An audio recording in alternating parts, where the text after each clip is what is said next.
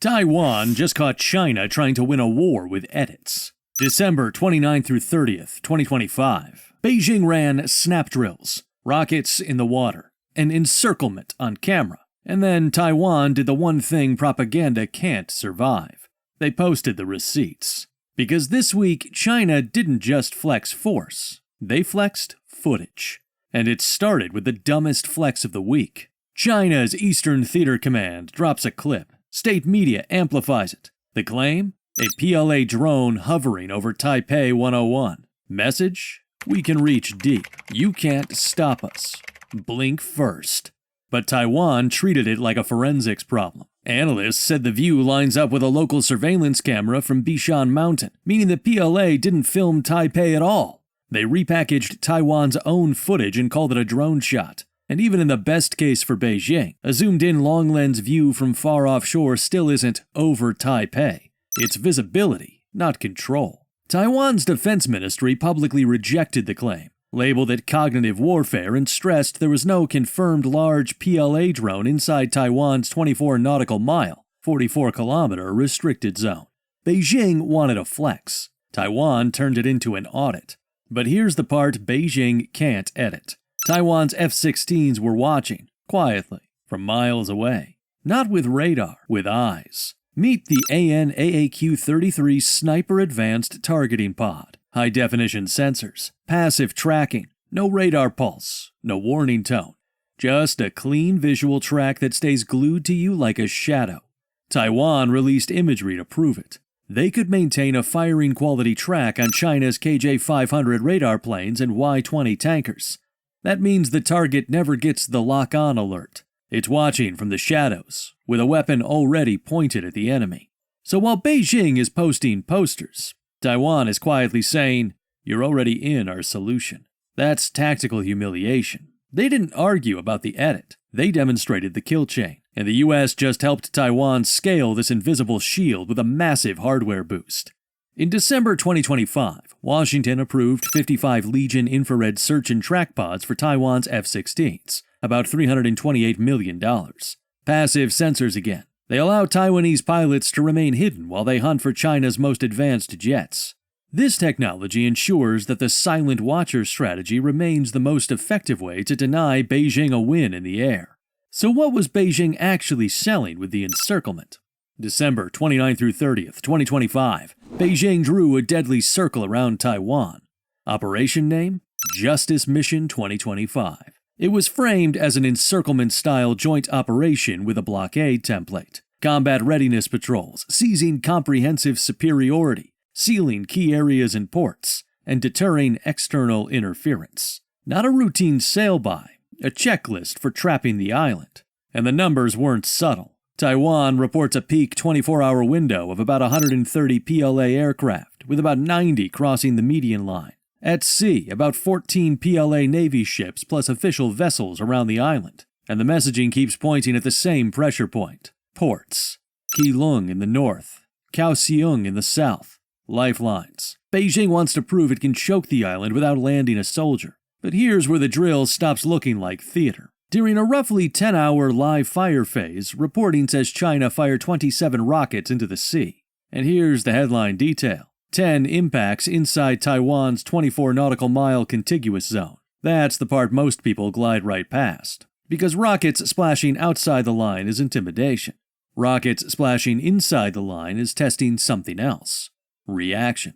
How fast Taiwan responds. How Washington reads it. How the region flinches. And it's also a live scoreboard. You can talk about missile accuracy all day, or you can watch where they hit. Reporting places launches from Pingtan and Xixi, 2 waves, one north, one southwest, and that second wave is where the impacts show up inside the 24-mile band. Beijing isn't just training. Beijing is doing calibration. But while the ships moved and the rockets splashed, a second war was happening, and you couldn't see it with your eyes. Taiwan's security services say they detected over 2 million cyber attacks and about 19,000 fake messages in roughly 48 hours. That's not noise. That's a parallel battlefield. Taiwan says it blocked the intrusions, and their briefings emphasized something that matters a lot right now. Gray zone coercion isn't just ships and jets. It's cables, comms, undersea links, because you can degrade command and control without firing a shot at land. And out at sea, Taiwan also tracked signals that weren't just optics either. Open reporting suggested a 4-ship amphibious formation operating roughly 85 kilometers east and southeast of the island, with a Type 075 large helicopter assault ship likely involved. Not a full landing rehearsal, but a subtle message. We can put lift close to your flank. So now the drill has a shape. Cognitive warfare up top, enablers in the package, rockets testing the line, cyber flooding the rear, amphibious hints on the flank. This is not one move, it's a system. Now zoom out, because Beijing isn't only probing Taiwan, it's probing the entire first island chain, and it's not stopping. December 12th through 13th, 2025, the Philippine Coast Guard said Chinese Coast Guard and maritime militia vessels went after around 20 Filipino fishing boats near Escoda, Sabina Shoal. Water cannons, dangerous blocking, even cut anchor lines. 3 Filipino fishermen were injured. Bruises and open wounds reported, and 2 boats were damaged. This happened inside the Philippines' EEZ, about 150 kilometers west of Palawan. Manila filed diplomatic protests. Beijing's response? They claimed it was lawful control measures. This brings us right to the next big mystery. What happens when the machines of war stop moving? Because the rockets were only the beginning. A massive power shift, now moving toward a terrifying nuclear breaking point. The United States just committed to turning Taiwan into a porcupine. Too painful to touch. In mid-December 2025, Washington signed off on a weapons package worth $11.1 billion. And big isn't even the half of it. It's the largest weapons agreement in the history of the land. What's in it? HIMARS, ATACMS, long-range punch, and it didn't stop there. More porcupine categories, built to punish a landing force, built to complicate a blockade, including howitzers and drones, loitering munition lines, depending on the notification breakdown. These are the same kind of tools that have changed outcomes in recent wars. They're designed to let defenders reach out and touch an enemy fleet from hundreds of miles away. It flips the math of sea combat because it makes expensive ships vulnerable to much cheaper missiles. China responded to this massive show of support by moving its biggest weapons into high readiness. Recent reports from the Pentagon say Beijing has likely loaded over 100 solid-fuel missiles into new silos near the Mongolian border. And we all watched this part happen. For years, satellites showed the digging, hole after hole after hole. Now the missiles are in the holes. That's a massive shift in nuclear readiness. They've moved toward launch on warning, meaning they can fire their biggest weapons in minutes. And that's the point, to make the United States think twice about helping Taiwan during a conventional fight. Now here's the tiny detail about American power in the Pacific. While the headlines chase carriers and fighters, the real backstop is a massive, quiet force that never goes away. The U.S. Air Force keeps 400 Minuteman III missiles in silos across the American Midwest, with 450 silo launchers retained, and the Navy operates 14 Ohio-class submarines hiding in the deep ocean. Each one carries up to 20 nuclear missiles, Trident II D5s under new start limits. This is the quiet leg of deterrence. It stays active even when there are no carriers in the area. And it's not just missiles, it's the map. Bases in Guam, Japan, the Philippines. A net pulled around the first island chain, including Hawaii, and expanded access in the Philippines under EDCA, with 4 additional agreed locations publicly named in 2023. This layered system, hardware plus alliances, is what prevents a small incident from turning into a global disaster. And the response isn't only hardware, it's policy plumbing too. The Taiwan Assurance Implementation Act was signed into law on December 2, 2025. It requires recurring State Department reviews and updates to the internal guidance that shapes how U.S. officials engage Taiwan. Meaning the rules for contact aren't frozen. They're forced onto a periodic update cycle. But even the strongest shield has holes, and a sudden strike in South America just gave China a terrifying look at how American efficiency really works. On January 3, 2026, U.S. Special Operations teams conducted a lightning-fast strike in Venezuela to capture their leader.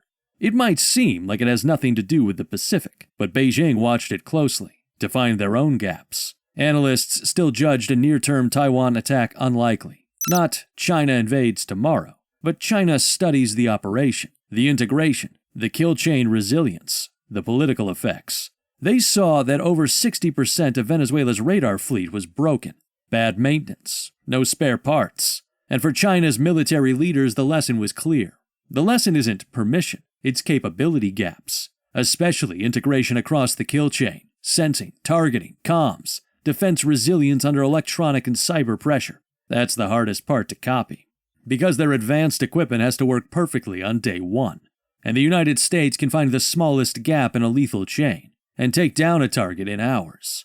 Now the clock is ticking toward a major deadline for the Chinese military. The Department of Defense says China is working toward an end of 2027 goal. They want the full ability to fight and win a Taiwan scenario by then.